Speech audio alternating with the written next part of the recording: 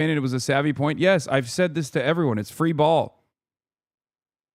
It's free ball, always.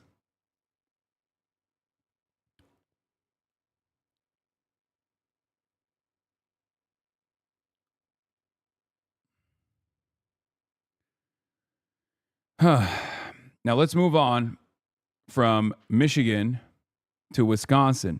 A lot of things took place in Wisconsin. Huge, huge chaos. If you guys recall, in the Wisconsin gubernatorial run, we got Francesca Hong, who has been the front runner for a while now, both in terms of individual donations and also just in general in the polls. She's been, performing very well. Francesca Hong is DSA through and through. This is very problematic for establishment Democrats. They're terrified. Not that they're terrified because Francesca Hong is going to potentially lose. There's going to be a toss-up against the Republican candidate. Wisconsin is not woke enough, all this stuff, right? That's not the reason. They're terrified of losing their power. They're terrified of losing one of the more reliable arguments, or one of the more prescient arguments that they constantly deploy, that the woke left cannot win swing states. Okay? Ayo, wipe your mouth. It's not spit, chatters. I have a white mustache hair. It's a white mustache hair that looks like it's a spittle around my mouth. Do you not see it? It's a fucking gray hair, dumbasses. I'm about to be 35 years old. I'm unk. I've gone gray after a decade of doing this shit. All right? I'm old. Or some might say distinguished.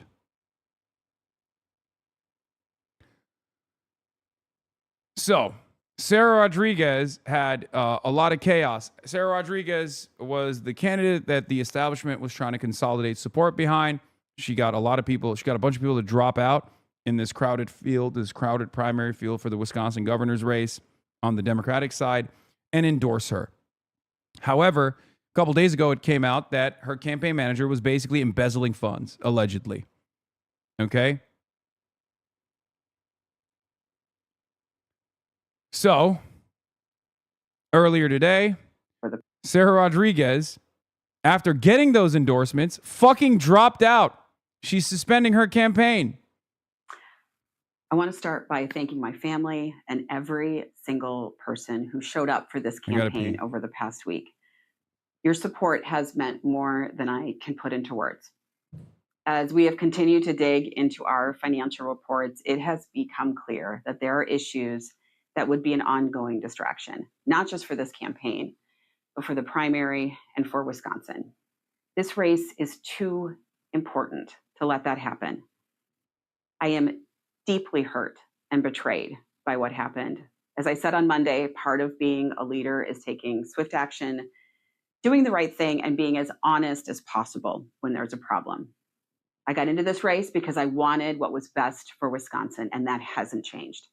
And because I believe that, I cannot, in good conscience, allow these questions to become a cloud over an election that Democrats need to win. Wisconsin deserves better than that. This was never just about any one race or any one candidate. This is about protecting Wisconsin from a legislature hell-bent on putting corporations over schools and insurance companies over patients. It's about showing the rest of the country that we can win here, govern here, and fight for the middle class, and that Wisconsin will lead the way. To everyone who showed up, knocked doors, made calls, and believed in what we were building, please don't stop.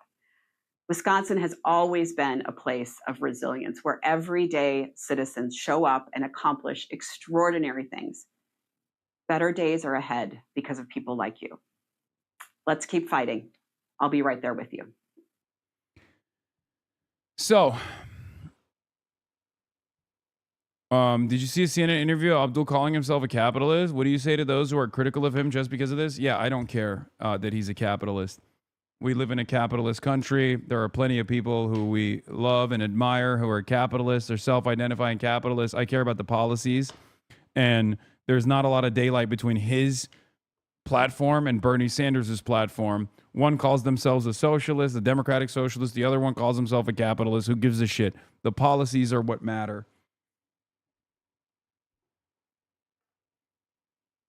That's all that matters. Anyway, that's what I care about.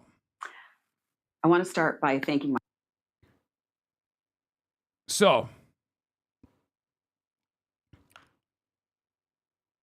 this is the state of panic that that was created by the Sarah Rodriguez campaign, basically cratering, falling apart, and Sarah Rodriguez dropped out of the race. Now, there are some other candidates that could potentially take on the mantle of the moderate, take on the mantle of the reasonable moderate candidate. Okay.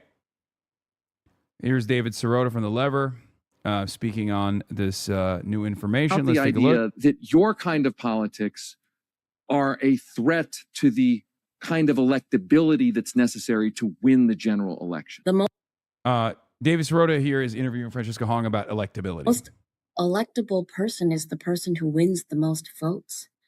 And we have been winning since we started this campaign in the polls, in growing numbers of supporters.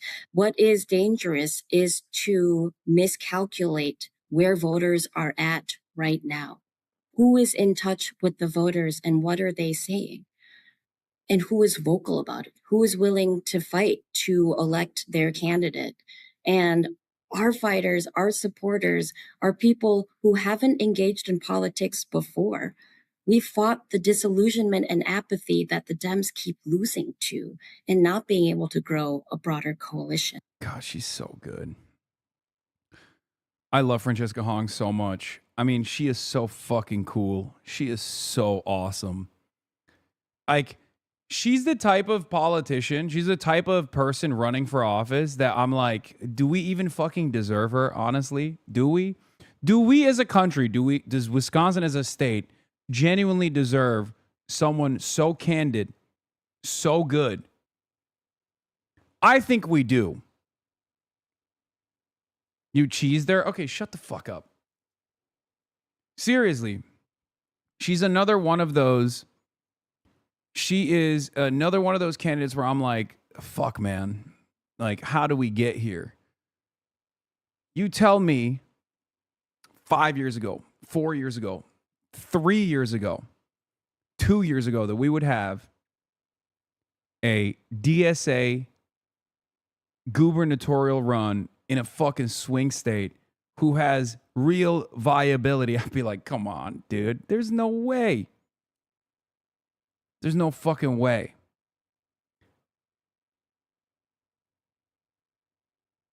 Wisconsin DSA has been simmering in the background for a while. No, for sure. I mean, the results speak for themselves. Pat yourselves on the back. You deserve it. Can't wait to see you guys. Of course, there's great panic here because she's fucking incredible.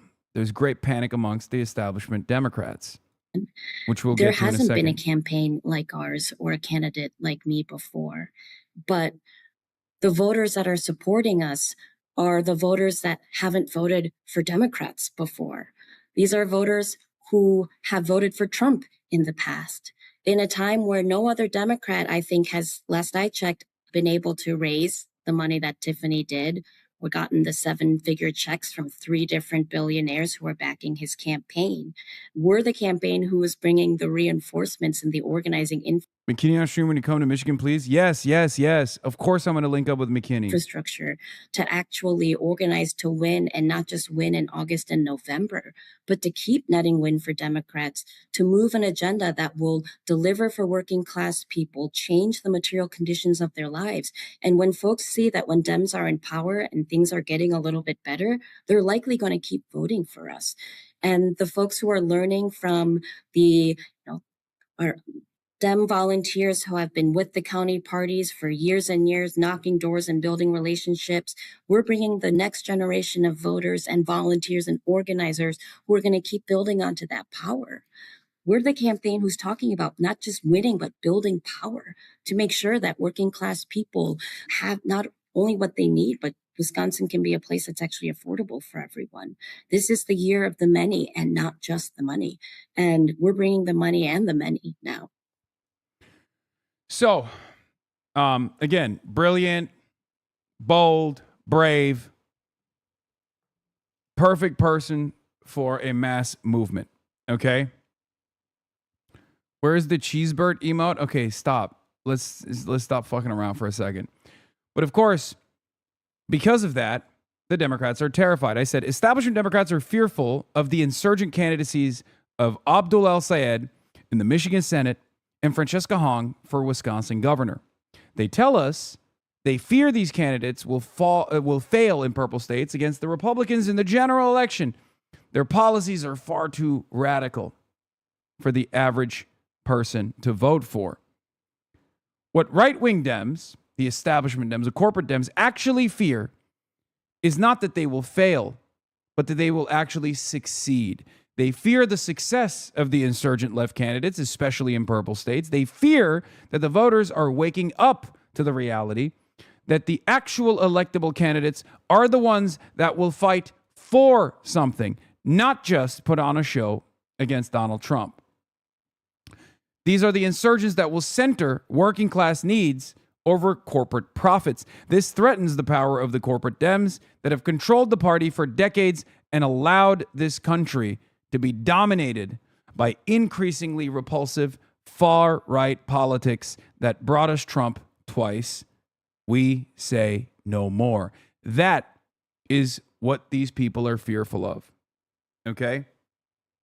Neera Tanden, Center for American Progress, these corporate lobbyists that have tightened their grip of control over the Democratic Party after failure will always turn around and say, oh, you just didn't pivot to the center far enough. You didn't go to the right far enough. You didn't go far right enough.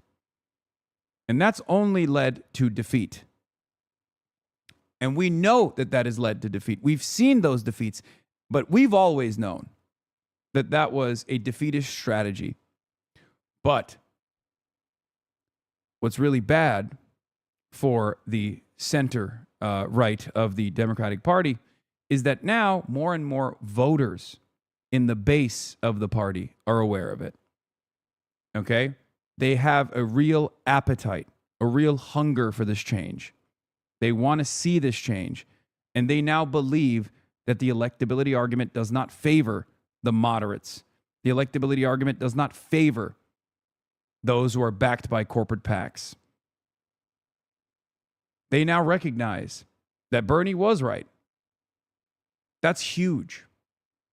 That's why I say there's a real appetite for this change and a real opportunity for us to make that change happen. Okay?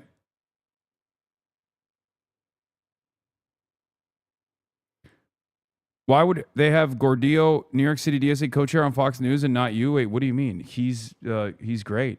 The fuck? He's the New York City DSA co-chair. Of course they're going to have him on. Why would they have me on? I'm a random fucking guy.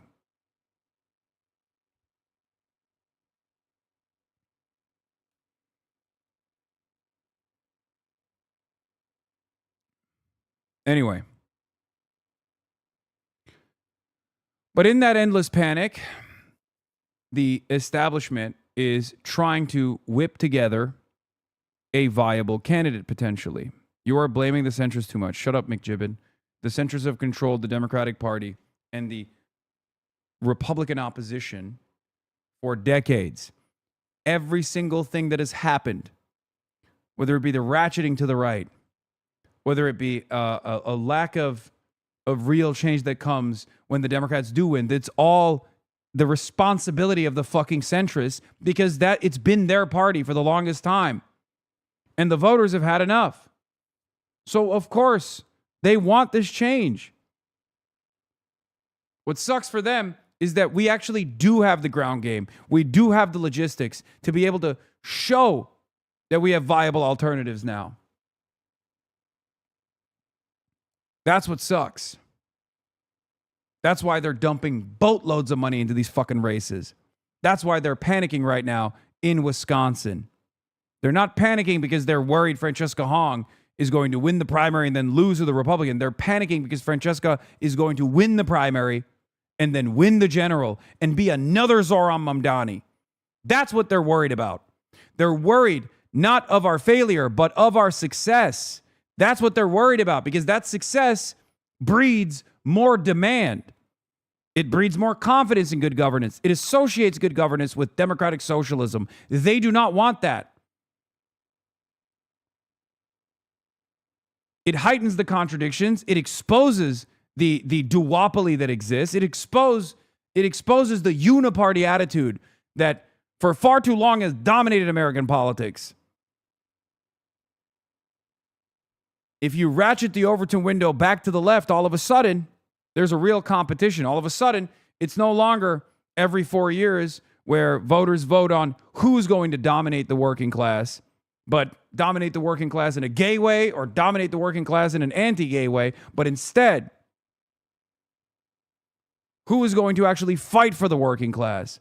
That is a real alternative. That's what they are worried about.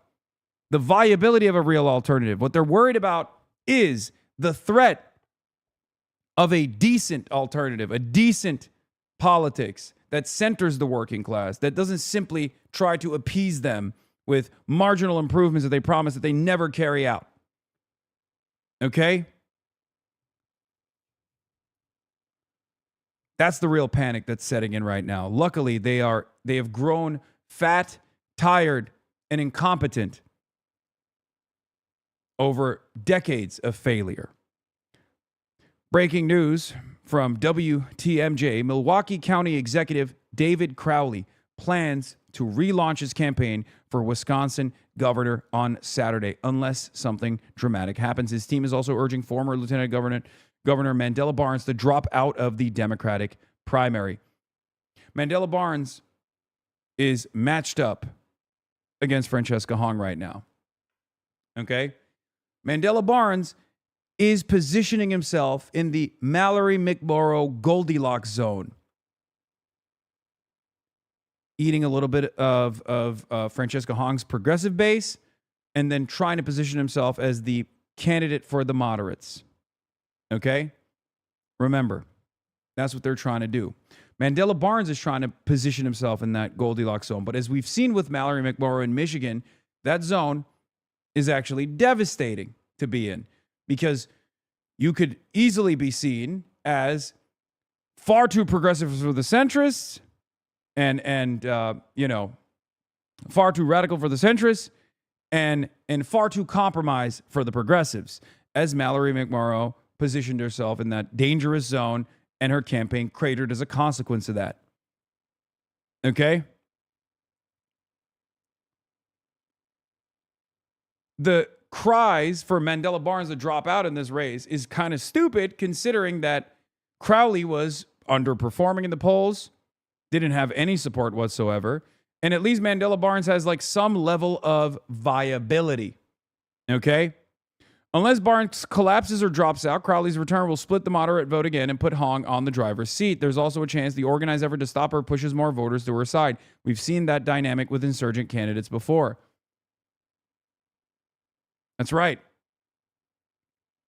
That's what we're looking at right now. And I'm glad that there are more invested voters now, more than ever before. Okay? More invested voters that don't just go along with whatever the fucking Democratic Party is telling them to do, and instead making up their own minds and demanding more.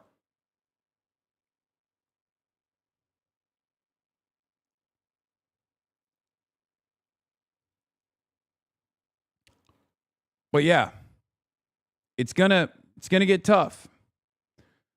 Milwaukee County Executive David Crowley will officially re-enter the race for governor tomorrow, and it's likely that he is going to get endorsed by the outbound governor, Evers. Okay?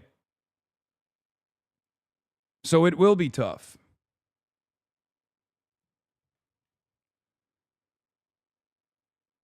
my commentary, my criticism on establishment Democrats consolidating support behind an establishment candidate because they're terrified of a Francesca Hong victory has, of course, pissed off all of the most annoying fucking losers on this platform.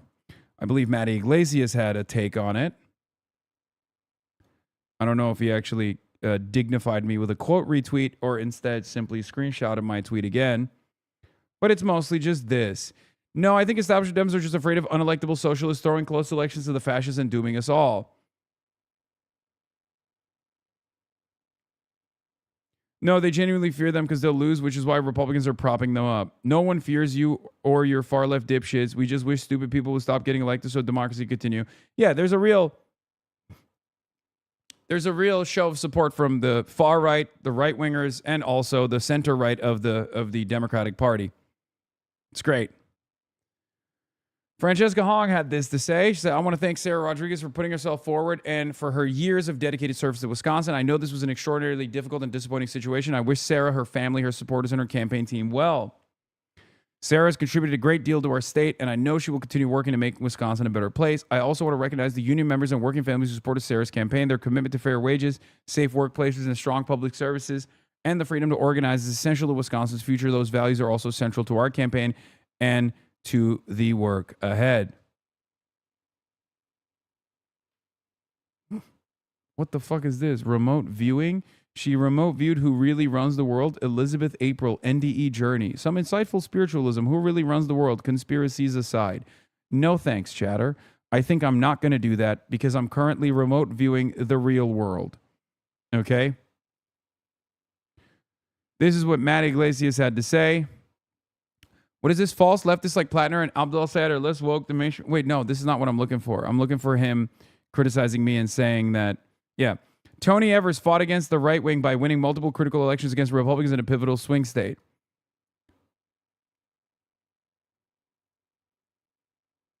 Okay.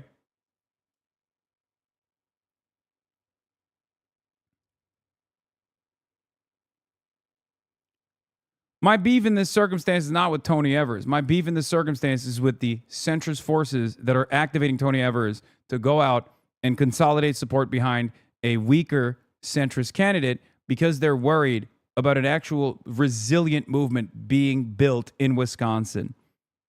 I do not have any fear that Francesca Hong will lose the general. Okay? If I did, I wouldn't endorse her. If I did, I wouldn't fight for her. There are plenty of unserious candidates that have, tried and failed to get my attention, right? I believe that Francesca Hong will not only win the primary, but she will also win the general. And not only will she win the general, she will fight for her constituents in ways that an establishment Democrat never could. She will be able to build the resilient backbone of a strong oppositional force against the growth of fascism in this country. Okay? That's it. That's it. I don't want a Republican to ever win another election ever again.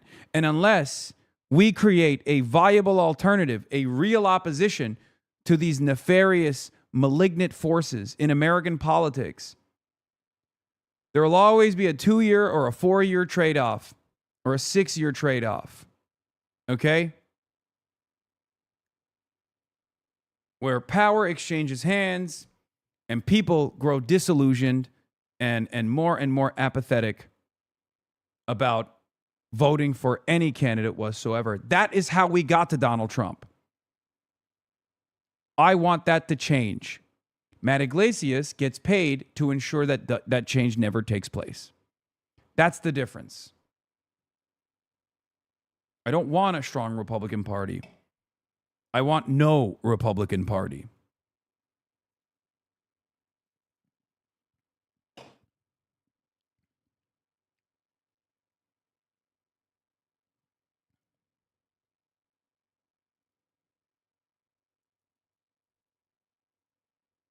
Yeah, No One is Less Moderate Than Moderates by Ezra Klein from 2015. This is still This is still real. The statistical mistake behind the myth of the moderates. I mean, this is something that Michael from Pennsylvania has talked about quite a bit. I've talked about this quite a bit as well. This is one of the biggest misconceptions in American politics, and I think it's a deliberate misconception. It's one that is weaponized, right?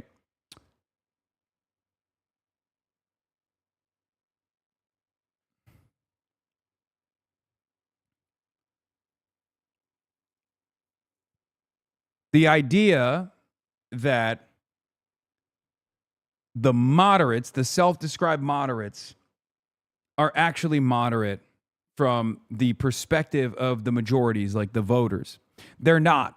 No one thinks being pro-LGBTQ while simultaneously being anti-Medicare for all is a moderate position. The average voter looks at that and either hates that you're anti-Medicare for all, the overwhelming majority get annoyed that you're anti-Medicare for all, or they look at that and they only think you care about gay shit. Okay?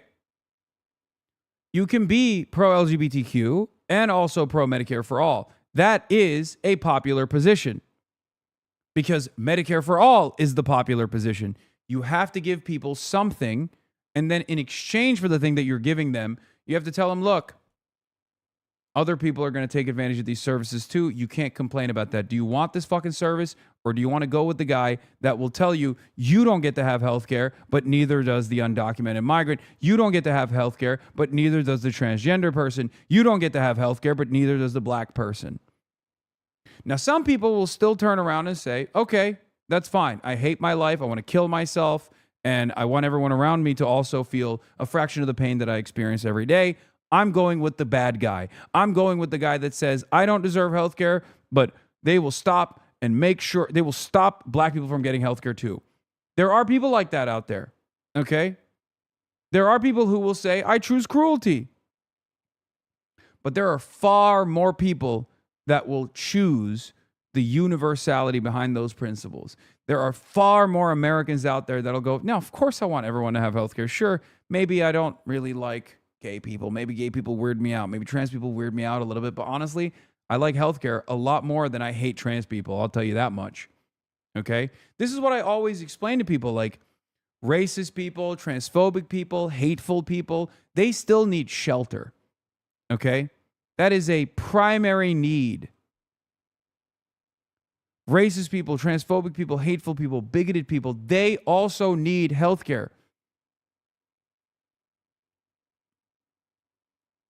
What do you think is an easier sell? You're going to shut the fuck up and you're going to stop being transphobic and we're not going to give you anything different than the Republicans? Or is it better to simply say, look, everybody gets to have this stuff and you can't complain, but in exchange for not complaining, you are going to get health care, you are going to get housing, you are going to live a more comfortable existence that you deserve.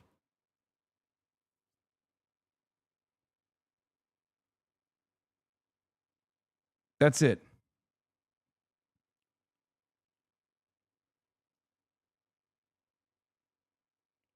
That's it. I'll give you one area where people don't make this calculation regardless of their social conservatism. Labor unions. Okay? You think every rank and filer in the UAW is a fan of how woke Sean Fain is? No. But they love him as a leader. You want to know why? Because he fights like hell for those fucking contracts. And they trust him for it.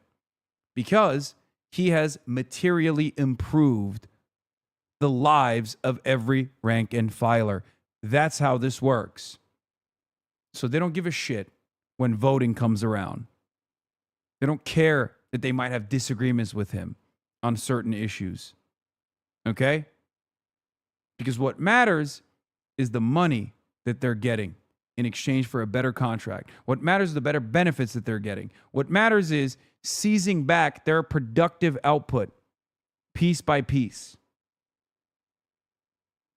They make this calculation all the time in labor unions.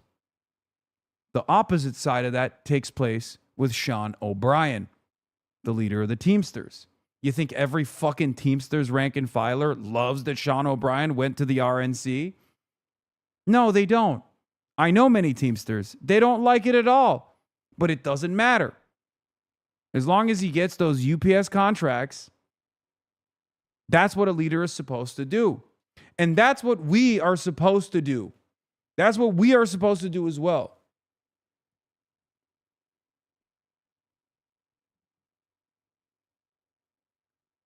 If you fight for your constituents, if you fight for those who you are elected to represent, that's all that matters. There's always going to be disagreements on social issues. There's going to be disagreements on economic issues, as a matter of fact. But you are far more likely to see that not as a trade-off at all, but as, you know, I guess an unfortunate disagreement that you have, if you are fully confident that that person will fight like hell for you. That is what Abdul al-Sayed is promising to Michiganders, and that is precisely what Francesca Hong is promising to people in Wisconsin. Okay? Also, by the way, Maylot is supposed to be here in a little bit, I think in like 10 minutes or so. And then, you know, we'll check in with her and see how she's been touring the country.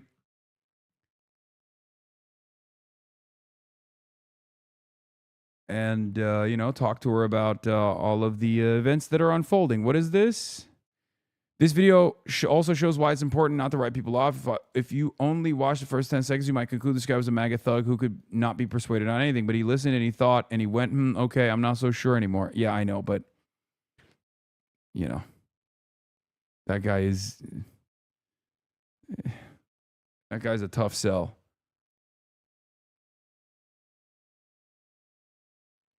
What is this? Also, you're not truly pro-LGBTQ unless you're pro-Medicare for all, because being anti-Medicare for all means you're pro-locking gay and trans people, oftentimes life-saving healthcare behind a paywall. Yeah, I mean, across the board.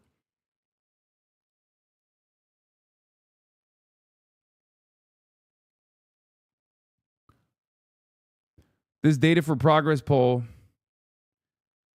actually brings that up. The Democratic establishment is out of step with the Democratic voters, on DSA.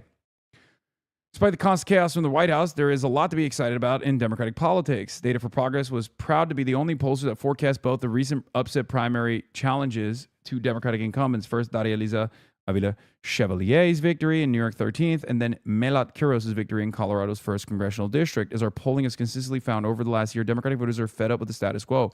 They want candidates who will restrict military aid to Israel and take on the bad actors who they think are ruining our country, including billionaires and corporate landlords. Both Avila Chevalier and Quiros are members of and endorsed by the Democratic Socialists of America.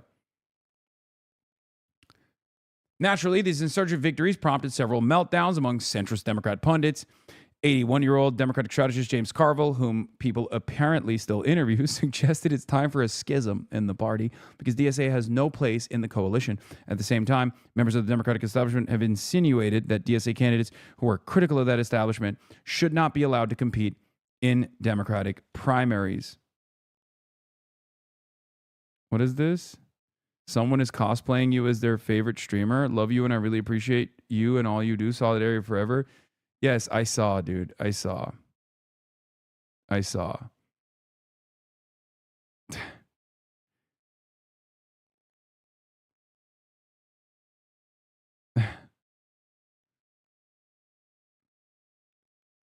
Instead of cosplaying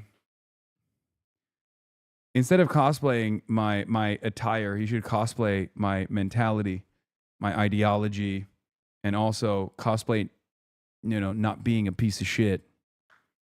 That's what he should be cosplaying. Also, people wear fucking suits all the time. I'm not going to take fucking credit for Destiny wearing a goddamn suit, dude. Come on. It's not that different than people being like, you copied Nick Fuentes. Like he invented wearing suits. If anything, he's trying to cosplay Zoran, probably.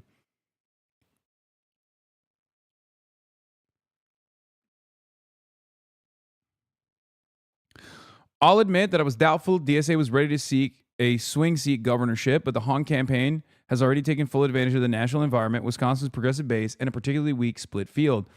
The sitting LG is broke, and the former lieutenant governor is trailing. This parallels New York City's mayoral race, where a slew of credible liberal candidates had a decent shot on paper, but never garnered any momentum and had the wind taken out of their sails by Zoran. And as McMorrow proved, primary voters aren't looking for middle ground candidates right now. Yep.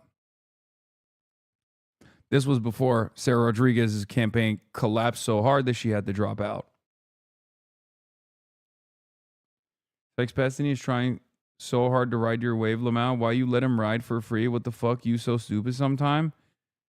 Ride what wave? He is a known sex pest and an ultra Zionist who is literally on the losing end of these primary battles over and over again because he has positioned himself as like the anti-me. He's also far too repulsive for even some of the biggest demons in the Democratic Party to like openly align with. I mean, he's probably made some inroads with like the Bulwark people or whatever, but ultimately most people find him to be a repulsive monster. He's trying to be you now, dude. Would it be me by what? Going and fucking trying to endorse and rally around establishment 85-year-old ultra-Zionist Democrats? Time to ignore everything Hassan is talking about because someone mentioned my parasocial drama obsession. Yeah. Yeah, what do you think? What do you think is going to happen? You think he's going to go to fucking Michigan and be like, I love Haley Stevens?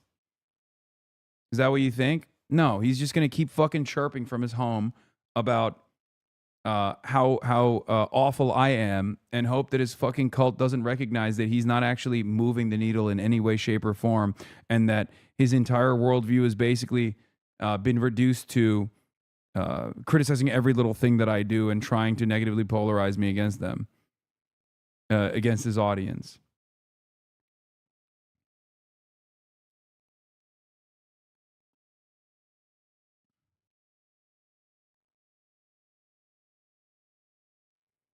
I wonder if that's the suit he's wearing to his court cases. Let's move on. We're talking about serious shit, okay? I'm no better than him if I just fucking end up spending any deal of time as he does with me every day. I'm the only content that he discusses on his broadcast. We talk about the news, we talk about a movement here, we don't fucking talk about random losers on the internet.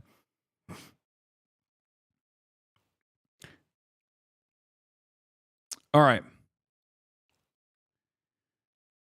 81-year-old Democratic strategist James Carville, whom people apparently still interview, suggests it's time for a schism in the party because DSA has no place in the coalition. At the same time, members of the Democratic establishment have insinuated that DSA candidates who are critical of that establishment should not be allowed to compete in Democratic primaries. At a time when we are up against a fascist president and a party that want to actively intervene in the upcoming midterm elections to maintain their power, it's undemocratic and hypocritical for Democrats to intervene in their own primaries by attempting to quash the DSA. And at a time when most voters have a negative view of the Democratic Party establishment, it's also a bad strategy and yet another example of the status quo establishment being out of step with the will of the Democratic voters. A new Data for Progress poll finds that strong majority of Democratic voters and Democratic-leaning independents, 61%, think DSA should be allowed in the Democratic Party, while a mere 16% say it should not. This is consistent across ideology with very liberal, somewhat liberal, and even moderate Democrats saying DSA should be welcomed by double-digit margins. A strong majority of Democratic voters believe DSA should be allowed in the Democratic Party, of course.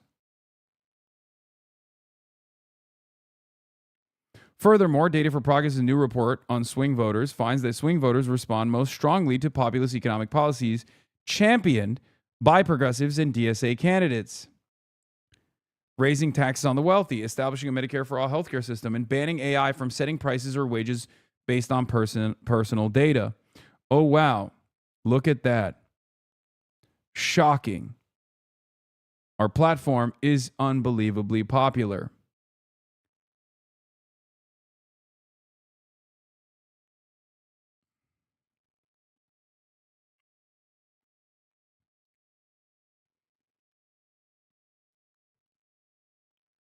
And it's only going to get more popular. Anyway, here's a fun little story before we get to Who do you support? Age 18 to 24, according to Harvard Harris poll. Hamas 60%, Israel 40%.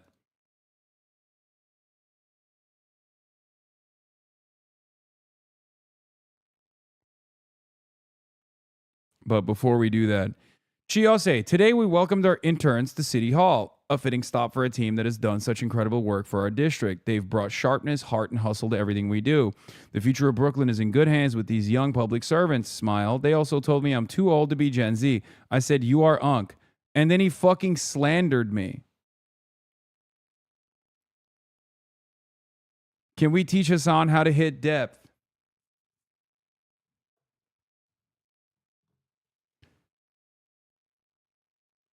You'll be hearing from my lawyers. Slander.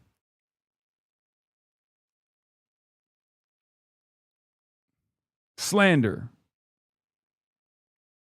Libel. Defamation. Lies. All expected from these communists manipulating the public with their pie in the sky idealism. That's why we need moderates in every seat. Okay? I got slandered so hard, I'm Shannon Watts now.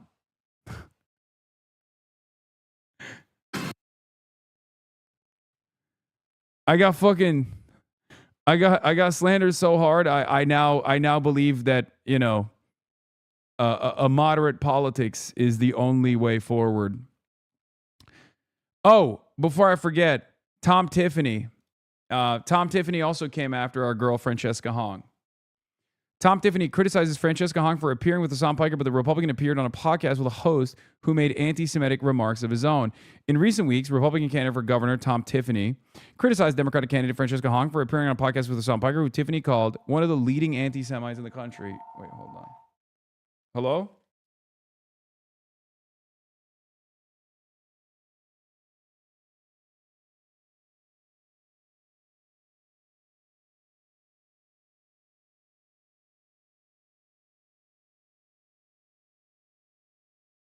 My guest is here. Hong appeared on Piker's show in late June. Okay, let's just, you know what? Let's let me get set up because I have to set some stuff up right now. But yeah. Here, let's play So you this don't want to now. abolish the Senate, the United States Senate, because that's what Article 1 is. The United States Senate is an undemocratic institution. It gives more representation to people in smaller states than to the 30 million people in California. So you've got the House of Representatives, which is population-driven, and then you've got the Senate. So every state, if you're a small state, you still get 2 senators, even though you only get maybe 1 congressman, in order to make all of the states have fair representation. So you say, I'm just confused. When you ask normal Americans if Congress and the Senate and our political system is working for them, most people are very unhappy with the political system and they say it's not working for them. When we think about the 250th anniversary of the United States and we think about our proudest moments in US history, I think of times like when ordinary people rose up and they changed the Constitution to abolish slavery, to give women the right to vote. Everyone's proud of that. And that's a nationwide pride in the country. But back in those moments, those were considered radical movements because those people dared to say we need transformative change in the United States. Right. And I well, think we that struggle we see to become a more perfect union. But I just want to ask you again, do you want to abolish the United States Senate? Because you said you approve of Article 1, but then you said you didn't think the Senate works. We think that the Senate should be reformed, that we should have a more democratic government system. But that's a long-term change that we're seeking. And in the short term, we're focused on issues like affordability, like freezing the rent, which we've just done in New York, like creating a universal childcare system, which we're also taking steps toward doing, like fixing our energy grid.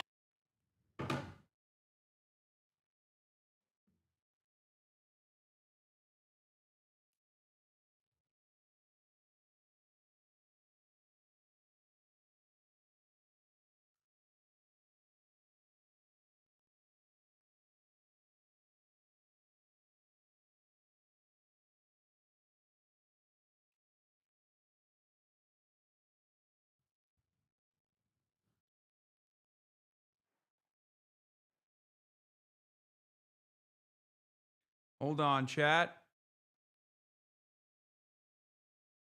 Let's see.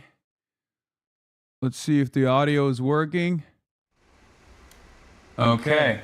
All right. Is it doubled up? Probably. All right. There it is. Okay. Fox News is straight up helping DSA with these interviews? I know. I think so too. There's an echo for now, but the echo's gone now, right? I fixed the echo. All right. Hold on. My guest is here.